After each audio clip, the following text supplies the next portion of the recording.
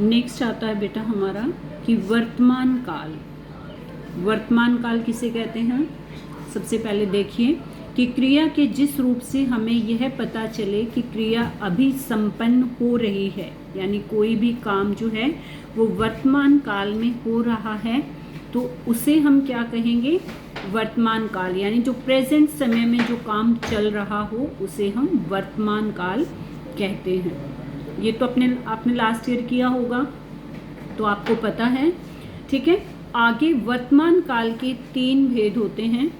पहला जैसे सामान्य वर्तमान काल, दूसरा अपूर्ण वर्तमान काल और तीसरा संदिग्ध वर्तमान काल। यानी अगर आपने भूतकाल के 6 भेद अच्छी तरह से कर लिए हैं और आपको समझ में आ गए हैं, तो ये तीनों बिल्कुल इजी हैं आपके लिए करने। सबसे पहले देखिए सामान्य वर्तमान काल। सामान्य वर्तमान काल में क्या होगा कि जैसे आपने भूतकाल और सामान्य भूतकाल किया था, वैसे ही सामान्य वर्तमान काल और वर्तमान काल सेम ही है, इनमें कोई डिफरेंस नहीं है। सिर्फ एक सामान्य वर्ड लगा दिया गया है यहाँ पर कि क्रिया के जिस रूप से उसके वर्तमान काल में सामान्य रूप से होने का बोध हो उसे सामान्य वर्तमान काल कहते हैं। यानी नॉर्मली कोई भी काम प्रेजेंट में या चल रहे समय में होना, जैसे किसान खेत में हल चलाता है, भावना नाचती है, यानी ह वाले किस में आते हैं? वर्तमान काल में आते हैं। ठीक है, यानी इन दोनों सेंटेंसेस को जब हमने पढ़ा तो हमें पता चला कि ये दोनों क्रियाएं जो हैं वो सामान्य रूप से चल रहे समय में की जा रही हैं। ठीक है, अब देखिए सेकंड अपूर्ण वर्तमान काल। जैसा कि हमने भूतकाल में किया था, अपूर्ण मतलब अधूरा, यानी जो काम पूरा नहीं हुआ है। वर्तमान काल यानी चल रहे समय में कोई भी क्रिया जो है वो चल रही है, अभी पूरी नहीं हुई है।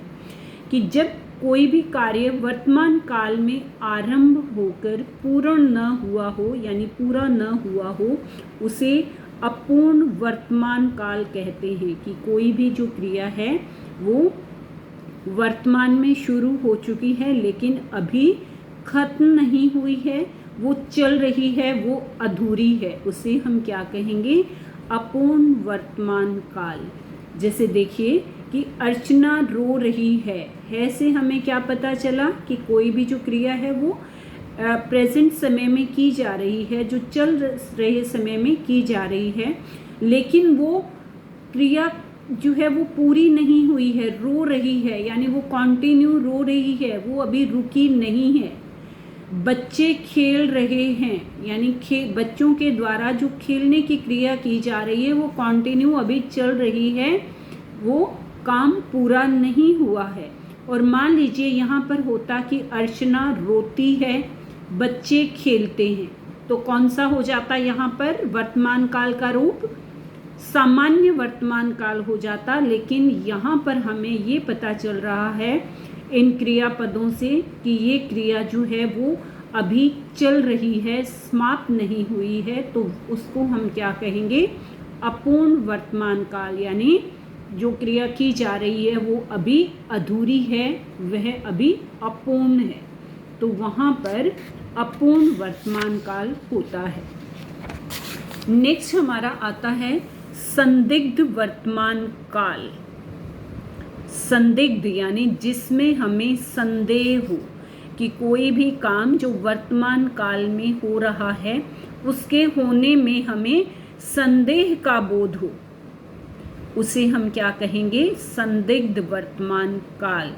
कि जिस क्रिया के वर्तमान काल में होने के बारे में संदेह हो या अनिश्चितता, यानी हमें डाउट हो, उसे हम क्या कहेंगे? संदिग्ध वर्तमान काल।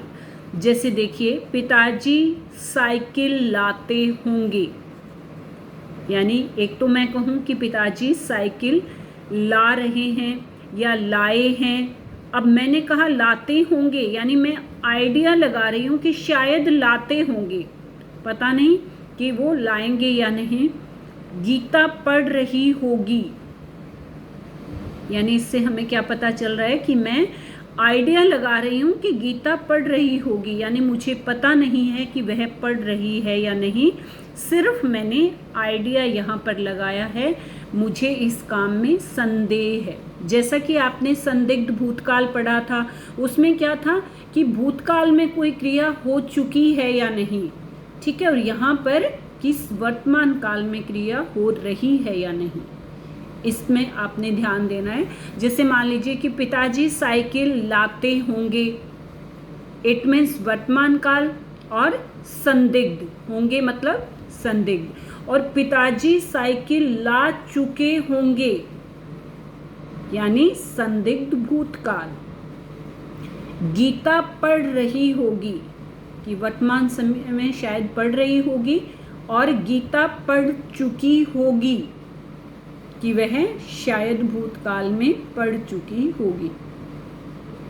अब मैं कहूँ कि माँ खाना बना रही होंगी, मान लीजिए मैं घर से बाहर हूँ और मैंने आइडिया लगाया कि शायद इस समय माँ खाना बना रही होंगी, यानी वर्तमान काल में मैं कोई भी जो क्रिया है, माँ के द्वारा खाना बनाने की जो क्रिया है, जो काम है, उसके बारे में मैं अपना आइडिया लगा रही हूँ कि शायद माँ खाना बना रही होंगी।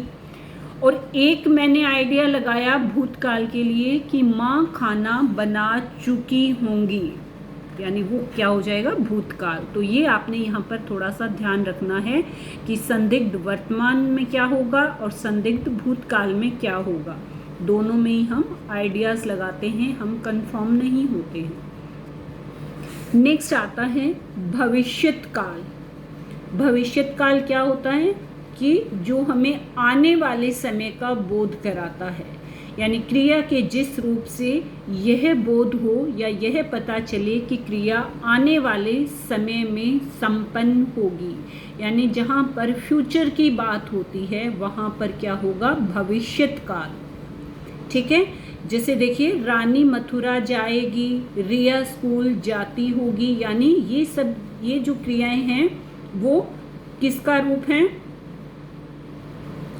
भविष्यत का, कि आने वाले समय का बोध करवा रही हैं। ठीक है, नेक्स्ट है भविष्यत काल के भेद। अब देखिए इसमें भी जैसे हमने भूतकाल में किए, जैसे हमने वर्तमान काल में किए, वैसे ही भविष्यत काल के 3 भेद हैं। पहला सामान्य भविष्यत काल, एज इट इज भविष्यत काल की तरह होगा, जैसे कि मैंने आपको पहले बताया कि सिर्फ सामान्य वर्ड का प्रयोग किया जाएगा कि क्रिया के जिस रूप से कार्य का आने वाले समय में सामान्य रूप से होने या करने का बोध हो, उसे सामान्य भविष्यत काल कहते हैं। जैसे हम लाल किला देखने जाएंगे, यानी ये फ्यूचर की बात है। स्कूल में पौधे लगाए जाएंगे, यानी लगाए नहीं हैं, ना अभी लगाए जा रहे हैं, बल्कि बाद में लगाए जाएंगे। तो इससे हमें क्या पता चल रहा है कि फ्यूचर की यानी आने वाले समय की बात हो रही है, सामान्य रूप से कोई भी क्रिया है। ठीक है, अब नेक्स्ट देखिए संभाव्य भविष्यत काल। संभाव्य मतलब एक तरह से ये किसका पार्ट हो गया, संदिग्ध भविष्यत काल, यानी जहाँ पर हम आइडिया लगाते हैं, जहाँ पर किसी काम के होने की संभावना होती है। ठीक है, जिसमें हम कंफर्म नहीं होते, यानी जहाँ पर हम सिर्फ एक होप रखते हैं, एक आशा रखते हैं, लेकिन वो काम होगा या नहीं होगा यह निश्चित नहीं होता। जैसे वो संदिग्ध भूतकाल था, संदिग्ध वर्तमान काल था, वैसे ही संभाव्य भविष्यत काल है, यानी आने वाले समय में किसी काम की होने की संभावना, कि क्रिया के जिस रूप से कार्य के भविष्य में होने की संभावना हो परंतु निश्चित न हो। ठीक है, कि भविष्य में कोई भी काम जो है वो आने वाले समय में होगा परंतु कंफर्म नहीं होते हैं हम, वो चीज़ निश्चित नहीं होती है, उसे संभाव्य भविष्यत काल कहते हैं। जैसे शायद चोर पकड़ा जाए, शायद कल वर्षा हो, यानी यहाँ पर हम आइडिया ही लगा रहे हैं कि शायद चोर पकड़ा जाएगा।